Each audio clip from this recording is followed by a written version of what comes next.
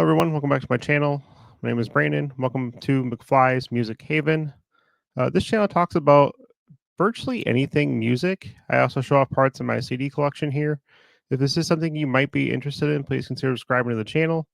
Today, I have a little music news for you. Just a couple of things I came across recently that I thought were of interest.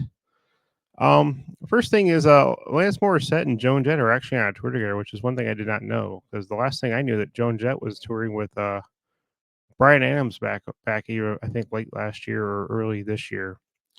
Anyway, they're on tour together. There's a on ultimateclassicrock.com shows some videos of them performing live if you want to check it out, and also shows the set list that they played. And it also, again, if you want to check out Ticketmaster or Live Nation, check and see what dates if they're coming near you. Feel free to go ahead and do so.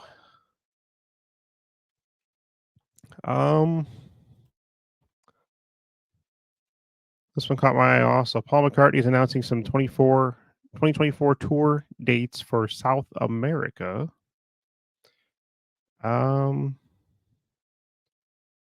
hate these stupid things. Looks like they're going to be covering the month of October. He's going to be in Uruguay, Argentina, Chile, Argentina again, and then also Peru. So definitely, if you're interested, going to see him, because I think this tour he did back here was already back in 2023, or 2022. This is the same tour. So he's doing some 2024 dates in South America. Just thought that was something that was kind of interesting. Something also interesting, I guess they're considered the hard rock or metal version of Nickelback. Five Finger Death Punch lands its 11th consecutive #1 with "This Is the Way" featuring the late DMX. Very interesting. I don't mind them. I get why they're kind of considered almost like the hated version of Nickelback for the hard rock metal genre. Funny thing, lead singer Ivan Moody, a lot of people don't realize that he was actually in a band called Motograder. In fact, I have his autograph from the band Motograder back when I saw them years ago at Ozfest. But anyway, they have landed on the #1 spot in Billboard's mainstream rock radio chart, which is their 11th straight #1 hit on the chart. This extends the band's 2023 record of holding the longest streak of #1s in the chart's history. This Is the Way is the first #1 on the mainstream rock airplay chart for legendary late rapper DMX, and his very first appearance on the chart altogether.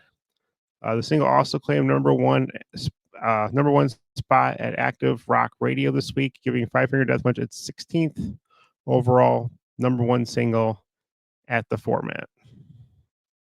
So, like them or hate them, they're very successful. Crazy. Wasps, Blackie Lawless performs while seated at his first post-surgery concert.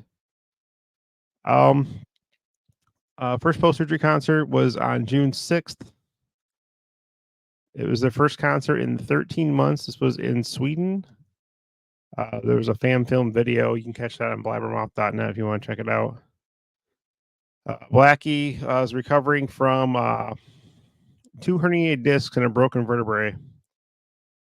And yeah, I mean he's still going around kicking. I give him credit for performing at least seated. I mean that's the same thing kind of Dave Grohl did, if I remember correctly, where Dave Grohl, I believe, broke his leg and was still performing on tour, just seated with his leg in a cast. Pretty crazy. Hope Blackie keeps recovering, keeps performing, because I love Wasp music. They're part of my my hero collection that you'll eventually see on this channel. Got one last story here also that I thought was kind of interesting. Steve Lipskudlow, lead singer for the heavy metal band Anvil. He feels it's unfair. I mean, they must have signed a horrible contract because he said they have yet to been paid for their first 3 albums. This story is on sleazeRocks.com if you want to check it out. But yeah, he had an interview on the Canada show, the Metal Voice, and mentioned that they have still been yet to pay for their first 3 albums, which is pretty crazy. I mean, I get it, new artists and stuff.